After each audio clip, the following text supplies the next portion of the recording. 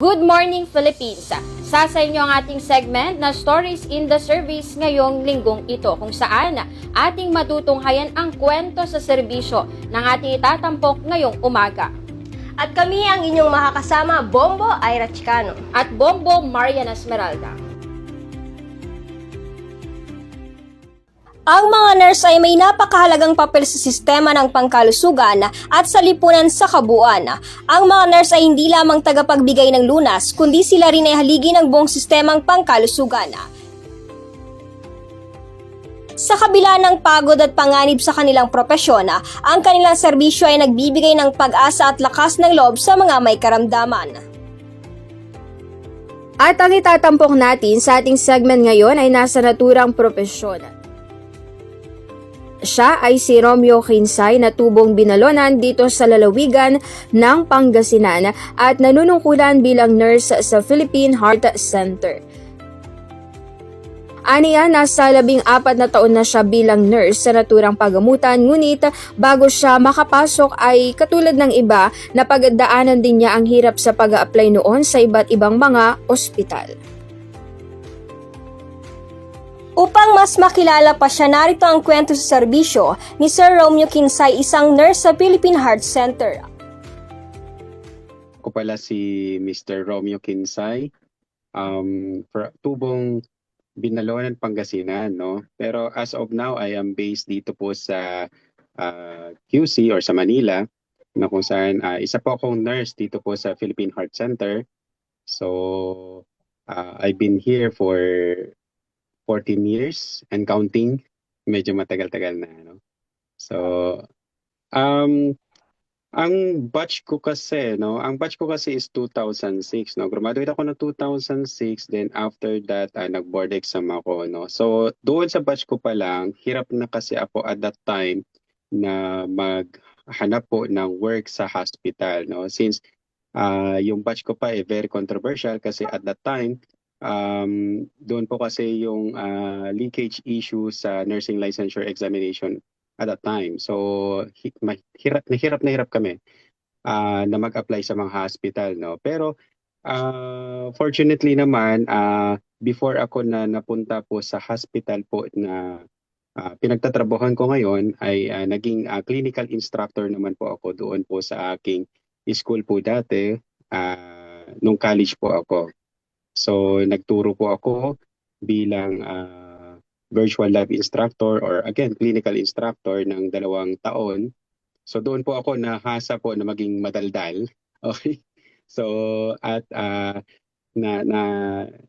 nahasa din sa pagiging theoretical na na nurse.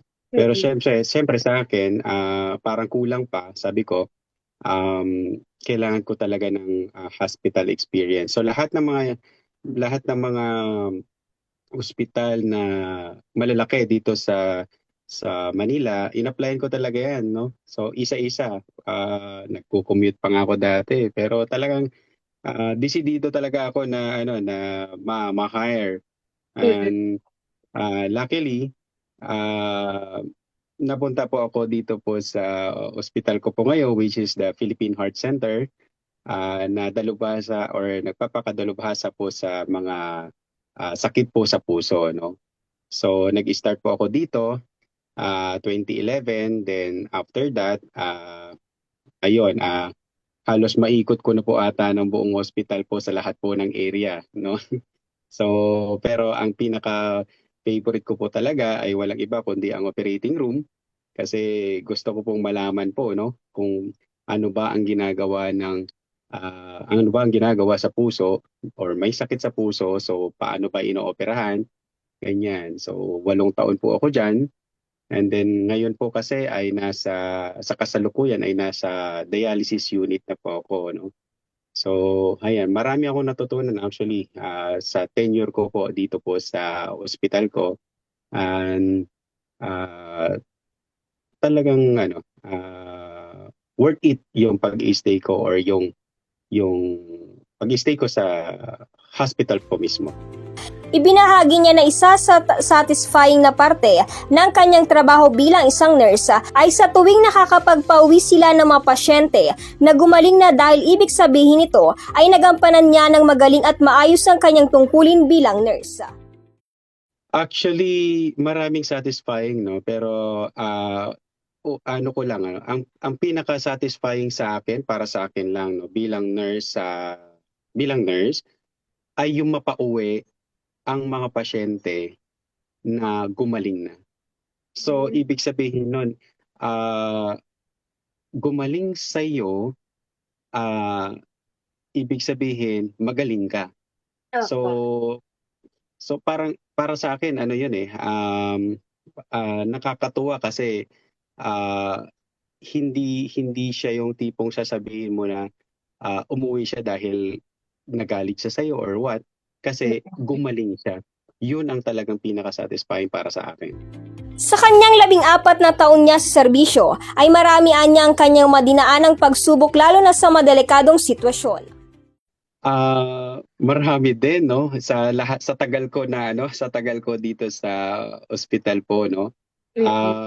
May mga times kasi na may mga ambulatory or yung mga naglalakad lang na pasyente na maya-maya akala mo okay siya, pero eventually nag-code na. Pag sinabing code kasi parang nag-aagaw buhay, sini-CPR mo siya, no. So yun yung mga tipong hindi mo alam kung anong unang gagawin mo. Yun yung challenging pa talaga. So paano ka magre-react, paano ka magre-response doon po sa mga ganun na sitwasyon, no? Pero since sa tagal na natin or pinapag-aralan naman po natin kung ano yung mga possible po na gagawin sa mga taong or sa mga pasyente po na ganito, napaghahandaan naman natin or ibig sabihin meron naman po tayong magagawa pagka nag-a-arise po yung mga ganyang sitwasyon.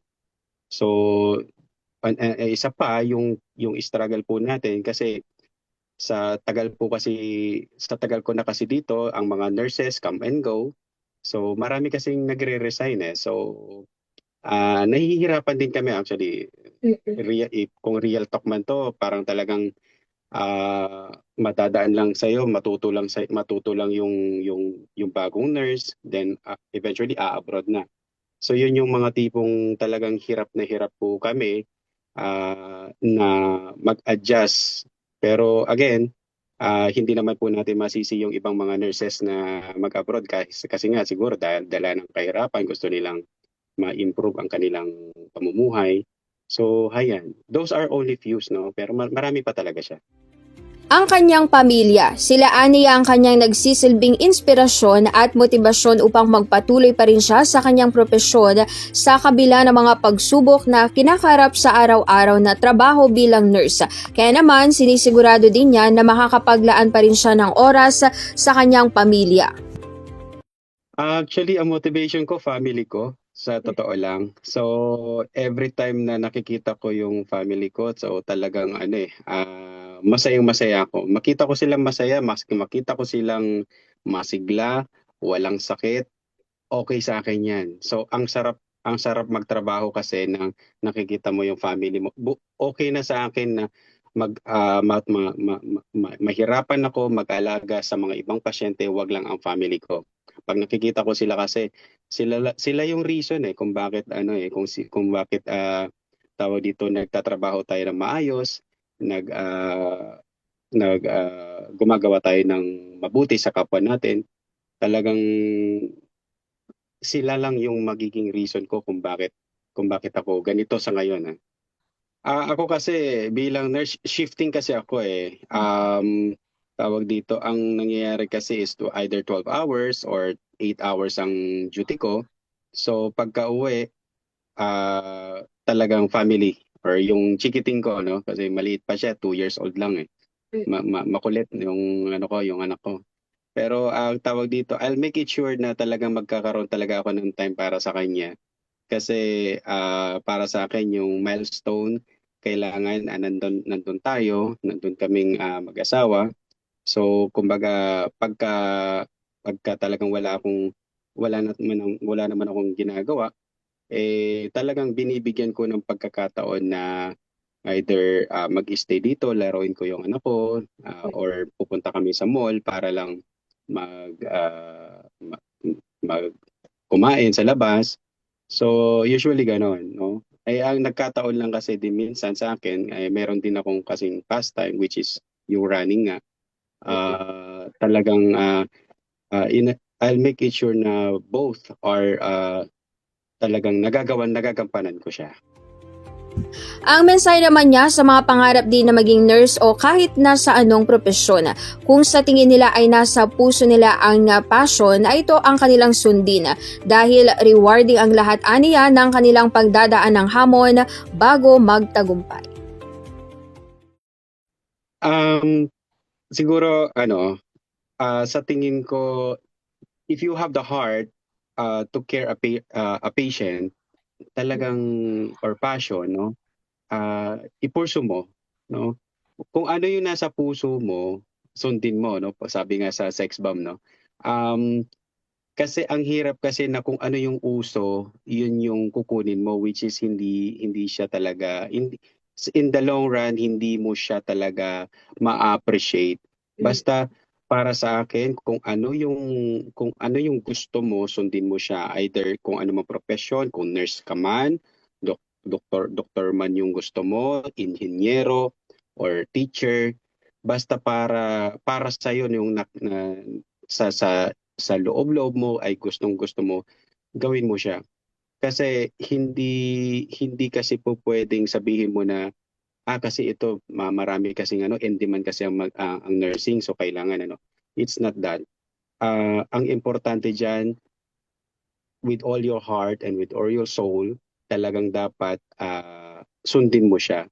Wala namang mawawala sa iyo kung sundin mo siya Siguro yung time lang, pero sa tingin ko lahat ng mga nagpupurso sa mga passion nila, sila mismo yung nagtatagumpay.